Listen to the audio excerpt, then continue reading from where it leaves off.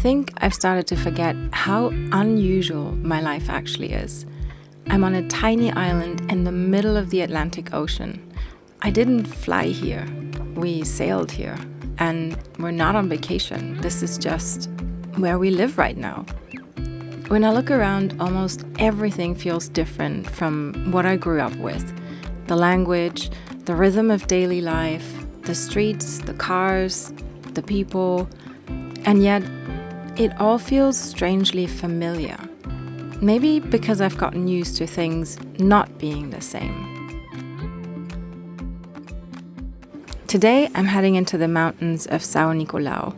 No plan, no guide, just me, the dogs, and a rough idea of where I might end up. I don't even know exactly where to get off the bus, but somehow this feels like a pretty normal Wednesday.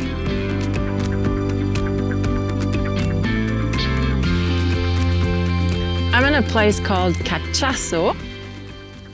It's already a little up in the mountains, and today I'm going to hike, potentially, the Monte Gordo, the big fat mountain. It's amazing. Down in the valley where we're anchored in Tarrafal, it's all super dry, and up here it's lush and green. Already the short bus ride here was breathtaking, and unfortunately Floh has a sprained ankle, so I'm on a solo mission. Well, not solo. Got those two crazy little doggies with me.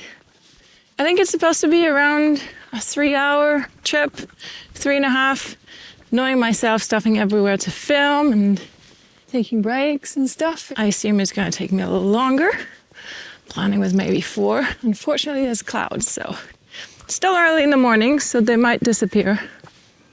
But it might also be not much visibility up there. We'll see. Check this out. What a cool tree. There's a small visitor center here where you pay an entry for the national park. And they gave me a map in case my phone is failing. I guess it's good to have that. Oh, it looks so beautiful. Apparently it's 1 hour and 20 up to the top. Let's see about that. It's starting off steep. And not far from the visitor center, there's already a split in the road. Left is to the summit, and right is the way that I'm going to take back.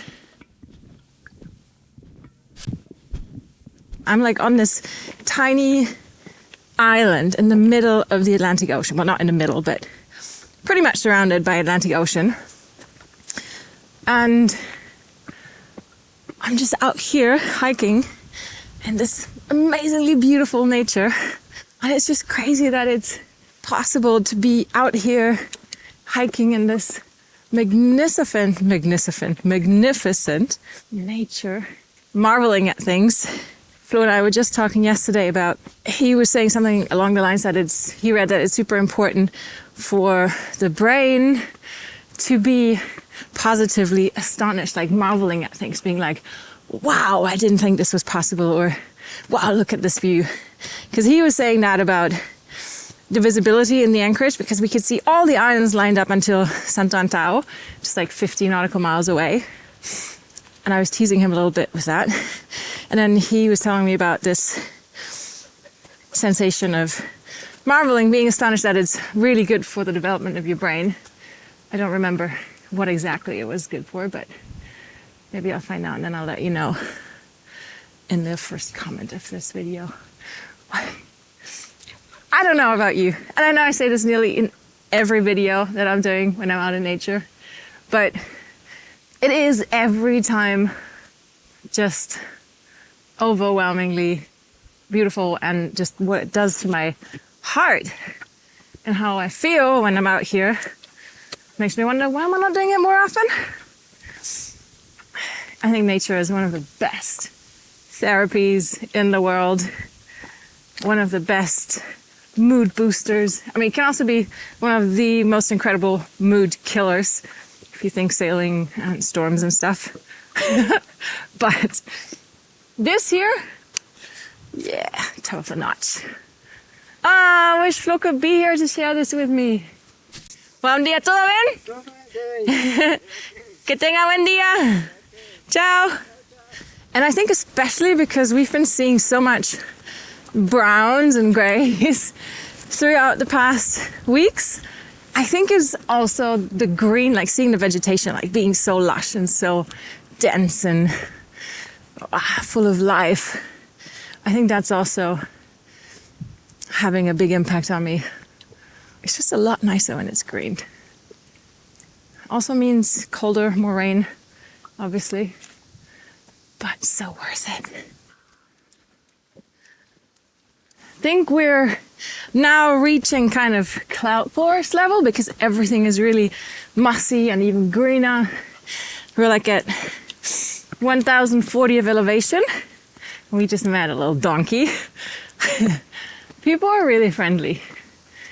Ooh, I think I'm getting some horizontal rain, or maybe some proper rain. Oh, yep. Did I bring a rain jacket?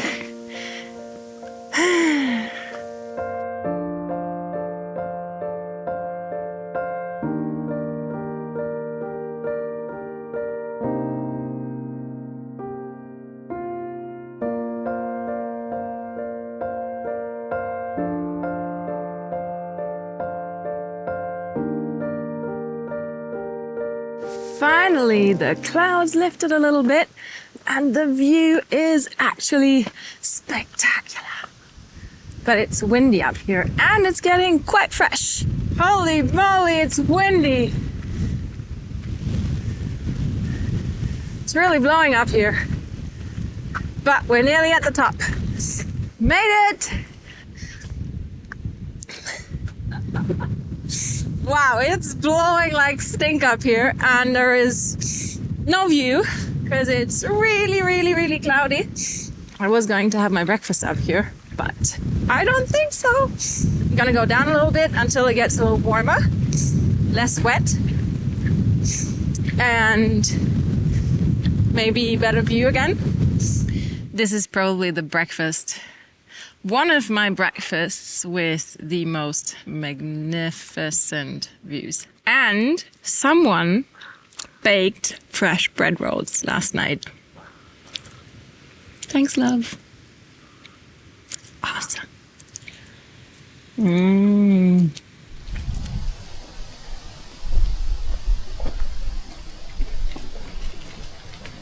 Definitely know now where they're cultivating all their vegetables and fruit. Look at this coffee. And there's banana trees. Well, they're not trees, but banana, whatever that is in English. And there's a ton of ravens making a lot of noise. Usually, on the way up, I film. And then on the way down, I'm just enjoying myself. I mean, not that I'm not enjoying myself when I'm filming, but on the way down, I usually put the camera away. But it's so different and beautiful that I wanted to capture a couple of the views for you. Right now, I'm descending, which is a little harsh on my knees. So I'm going slow, but it's good to go slow because the views are, as I said, breathtaking. I wish I could just capture this better. I might try and fly the drone, but we'll see. I came super unprepared as usual. I didn't have the SD card in the Osmo 5, which luckily there's an internal storage, but of course, this being me, my internal storage was full, so I had to delete all that. But luckily it was material from an episode that already went online. The battery of my camcorder was empty. Brought a spare one that was also empty. Nice. And then I took Floh's drone. And unfortunately, it uses a different app than my drone. So, yeah. I'm currently trying to download the correct app So if I manage to do that, if you see drone images, if you have seen them before in this video, if you see them now coming up, then you will know I have succeeded.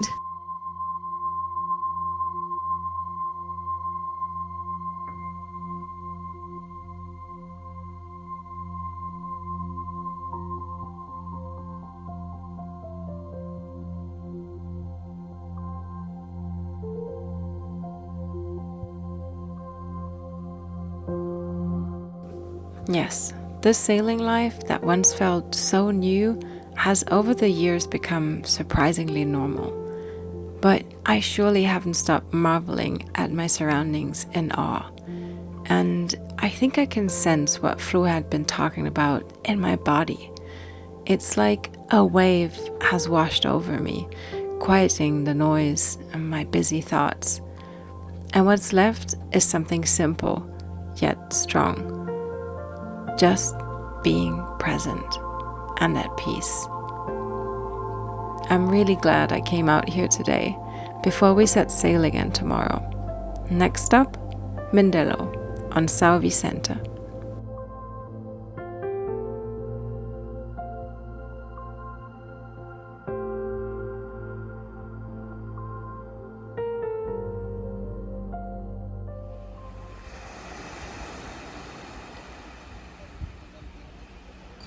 We set sail again the next morning at first light, 45 nautical miles ahead of us from Tarrafal to Mindello, aiming to make it there before nightfall. A steady, strong breeze filled the sails, and even with the usual confused seas beneath us, we moved quite quickly, surely not steadily, passing the 3 small islands scattered between São Nicolau and Sao Vicente.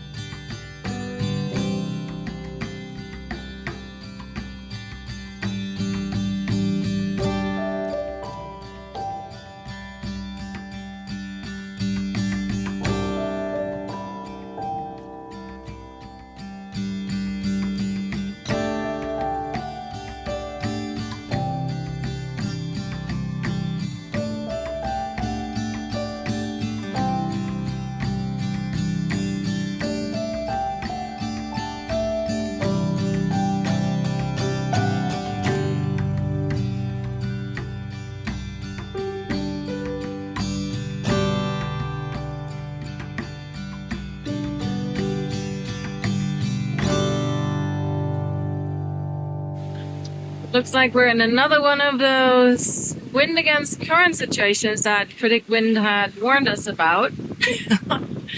And it's quite rolly. By the time we reached Mindello, the wind had picked up to a decent 30 knots, and we were glad when we had dropped the hook safely. We've heard a lot about this place from other sailors, so we're curious to see what it feels like for ourselves. But more about that next time.